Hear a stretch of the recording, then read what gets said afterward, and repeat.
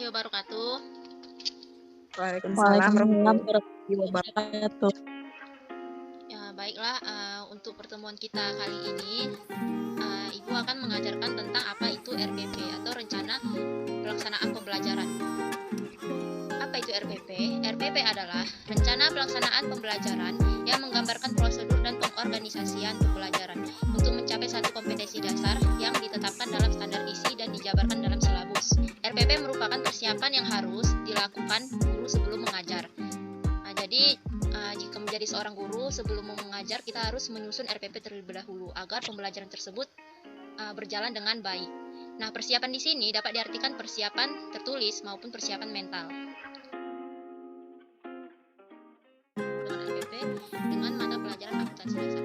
Pertama ada satuan pendidikan SMA, SMK akuntansi, mata pelajaran akuntansi dasar, kelas semester, kelas guru, akuntansi keuangan lembaga semester 1. Materi pokok asumsi akuntansi, prinsip dan konsep dasar akuntansi. Tahun pelajaran 2020-2021. Alokasi waktu 2 kali 75 menit atau 1 kali pertemuan. Guru mapel saya sendiri yaitu Diana Rosalina. Yang pertama ada kompetensi inti. KI 1 menghayati dan mengamalkan ajaran agama yang dianutnya. KI 2 menghayati dan mengamalkan perilaku jujur, disiplin, tanggung jawab, peduli, gotong royong, kerjasama, toleran, damai, santun, responsif, dan proaktif, dan menunjukkan sikap sebagai bagian dari solusi atas berbagai permasalahan dalam berinteraksi secara efektif dengan lingkungan sosial dan alam serta dalam menempatkan diri sebagai cerminan bangsa dalam pergaulan di dunia. KI 3 memahami dan menerapkan pengetahuan faktual, konseptual, prosedural, dan metakognitif berdasarkan rasa ingin tahunya tentang ilmu pengetahuan, teknologi, seni, budaya, dan humaniora dalam wawasan kemanusiaan, kebangsaan, kenegaraan, dan peradaban terkait penyebab fenomena dan kejadian dalam bidang kerja yang spesifik untuk memecahkan masalah. KI 4 mengolah, menyaji, dan menalar dalam ranah konkret dan ranah abstrak terkait dengan pengembangan dari yang dipelajarinya di sekolah secara mandiri, bertindak secara efektif dan kreatif, dan mampu melaksanakan tugas spesifik di bawah pengawasan langsung. Kemudian ada kompetensi dasar dan indikator pencapaian kompetensi. 3.4 memahami asumsi, prinsip, dan konsep dasar. Indikatornya yaitu mendeskripsikan asumsi akuntansi. 3.4.2 menjelaskan prinsip-prinsip akuntansi. 3.4.3 mengidentifikasi konsep dasar akuntansi. Kemudian kompetensi dasar 4.4 mengelompokkan asumsi, prinsip-prinsip, dan konsep dasar akuntansi. Kemudian indikator pencapaian kompetensinya yaitu 4.4.1 menyebutkan asumsi akuntansi. 4.4.2 mengelompokkan prinsip dasar akuntansi. 4.4.3 menyimpulkan konsep dasar akuntansi. Kemudian tujuan pembelajaran. Tujuannya yaitu setelah peserta didik mengamati PowerPoint yang ada, siswa dapat mendeskripsikan asumsi akuntansi dengan kemandirian dan kedisiplinan. Setelah mengamati bahan ajar peserta didik, percaya diri dapat menjelaskan prinsip-prinsip akuntansi dengan benar. Setelah peserta didik membaca teks di PowerPoint, peserta didik dapat mengidentifikasi konsep dasar akuntansi dengan teliti. Kemudian setelah berdiskusi, peserta didik dengan penuh tanggung jawab dapat menyebutkan asumsi akuntansi dengan benar. Lalu, setelah berdiskusi, peserta didik dengan percaya diri dapat mengelompokkan prinsip dasar akuntansi dengan benar. Dan yang terakhir, setelah berdiskusi, peserta didik dengan teliti menyimpulkan konsep dasar akuntansi. Kemudian ada materinya. Materinya yaitu ada asumsi dasar akuntansi, ada dasar akrual, dasar kas. Kemudian ada prinsip dasar akuntansi, prinsip entitas ekonomi, prinsip periode akuntansi, prinsip satuan moneter, kesinambungan usaha, biaya historis, pengungkapan penuh, pengakuan pendapatan, pengumuman dan konsistensi, dan materialitas. Kemudian ada proses akuntansi, yaitu dari mencatat data transaksi, mengelompokkan data transaksi, membuat laporan data transaksi, menganalisa hasil laporan, dan yang terakhir konsep dasar akuntansi. Ada rumus persamaan dasar akuntansi, dan jurnal umum, laporan keuangan.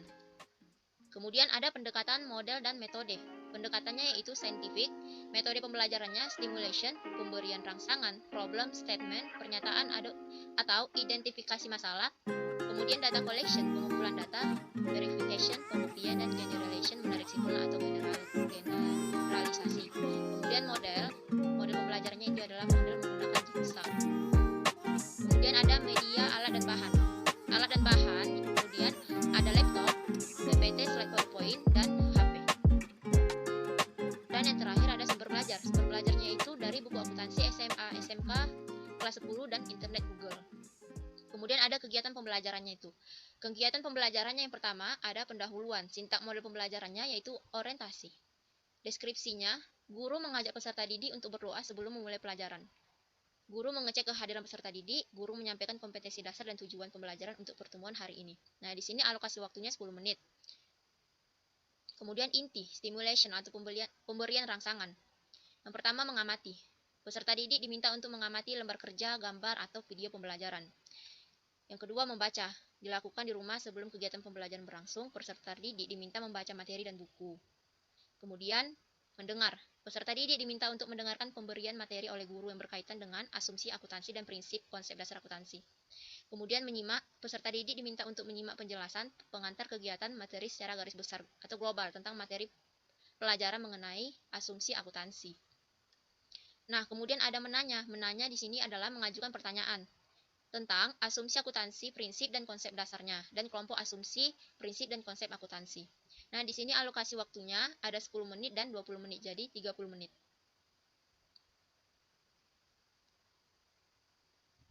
Kemudian ada data collection, pengumpulan data. Yang pertama itu ada mengumpulkan informasi. Peserta didik mengumpulkan informasi secara relevan untuk menjawab pertanyaan yang telah diidentifikasi melalui kegiatan membaca, mengumpulkan informasi, dan saling diskusi atau tukar informasi. Nah, di sini alokasi waktunya 20 menit. Kemudian ada pengolahan data. Pengolahan data alokasinya ada 40 menit. Kemudian verification atau pembuktian. Yang pertama ada mengasosiasikan, yaitu peserta didik menganalisis masukan, tanggapan, dan koreksi dari guru terkait pembelajaran tentang asumsi akuntansi dan konsep dasar akuntansi. Yang pertama itu adalah informasi yang sudah dikumpulkan dari hasil kegiatan, kemudian peserta didik mengerjakan beberapa soal, menambah keluasan dan kedalaman sampai kepada pengolahan informasi yang bersifat mencari solusi dari berbagai sumber. Nah, di sini alokasi waktunya ada 40 menit. Kemudian yang terakhir, generalization, yaitu kegiatan penutup. Di sini kegiatan penutup memiliki alokasi 10 menit.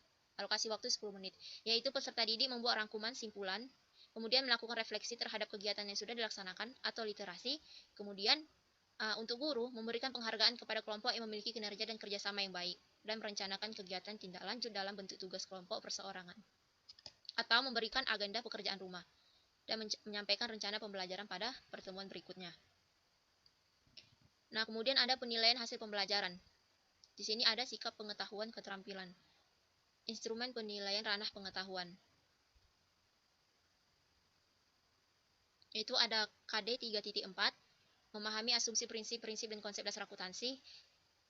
IPK menjelaskan pengertian asumsi akuntansi, menjelaskan asumsi dasar akuntansi, menjelaskan prinsip-prinsip akuntansi, dan menjelaskan konsep dasar akuntansi. Indikator soalnya, para siswa dapat menjelaskan tentang asumsi akuntansi, para siswa dapat menjelaskan asumsi dasar akuntansi, dan seterusnya. Kemudian teknik penilaiannya itu tes tertulis atau uraian. Soalnya, 1. Apa yang dimaksud dengan asumsi akuntansi? Di sini, lots atau masih mudah. Kemudian, kedua, jelaskan apa yang dimaksud dengan asumsi dasar akuntansi. Ketiga, analisis prinsip-prinsip akuntansi. Dan keempat, menyimpulkan konsep dasar akuntansi.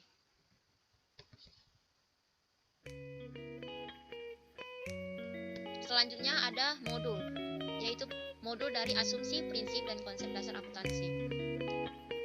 SMK kelas 10, bahan ajar akuntansi dasar. Ada kata pengantar, daftar isi, kemudian kompetensi inti, sama seperti yang ada di RPP, kemudian kompetensi dasar dan indikatornya, lalu ada tujuan pembelajarannya,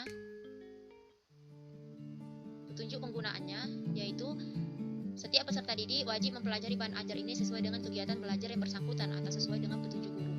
Apabila dalam mempelajari modul ini peserta didik mengalami kesulitan, hendaknya menanyakan kepada guru ataupun mencari lewat yang lainnya.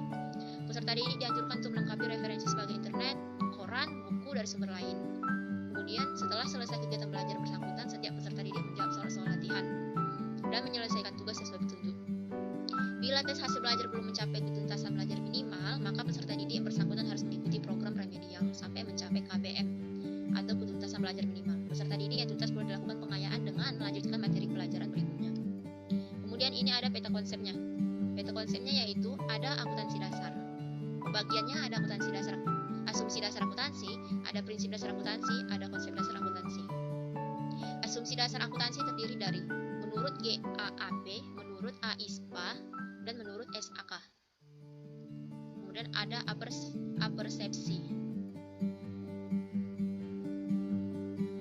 Lalu ada materi. Materi ada asumsi dasar akuntansi, ada asumsi dasar menurut GAAP,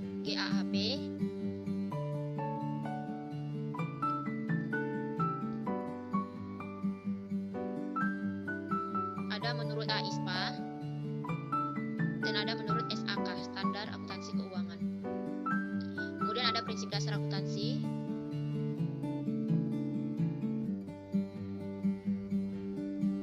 lalu ada konsep dasar akuntansi.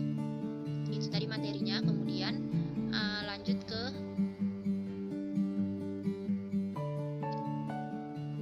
refleksi diri. Setelah mempelajari kompetensi dasar, memahami asumsi, prinsip-prinsip, dan konsep dasar akuntansi, seharusnya kalian telah memahami tentang asumsi dasar akuntansi, prinsip dasar akuntansi, dan konsep dasar akuntansi. Itu tadi refleksinya. Kemudian ada rangkumannya. Rangkumannya yaitu asumsi dasar akuntansi yang pertama menurut GAAP, Generally Accepted Accounting Principle, menurut AISPA, American Institute of Certificate Public Accountant.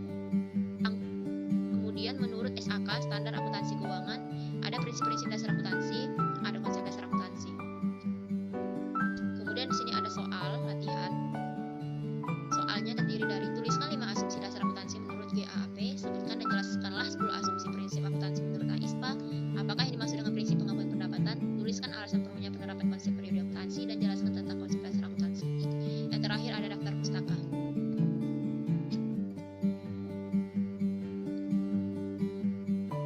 Nah, itu tadi penjelasan dari konsep-konsep dasar dan asumsi prinsip dasar akuntansi.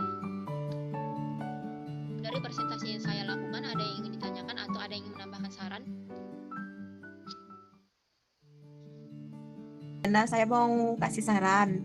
Ya, Di Nika. di bagian bahan ajar Bahan ajar itu modul ya? itu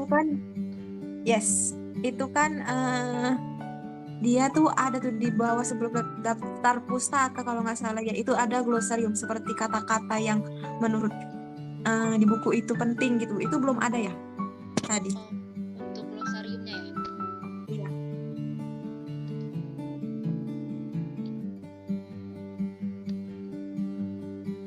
Ini? Ya, itu. Glosariumnya kan belum ada kan di dalam itu? Iya, belum. Nah, situ aja.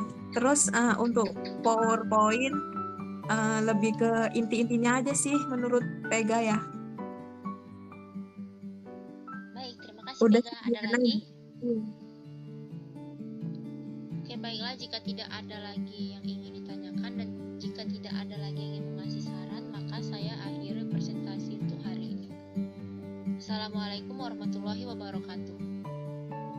Waalaikumsalam warahmatullahi wabarakatuh.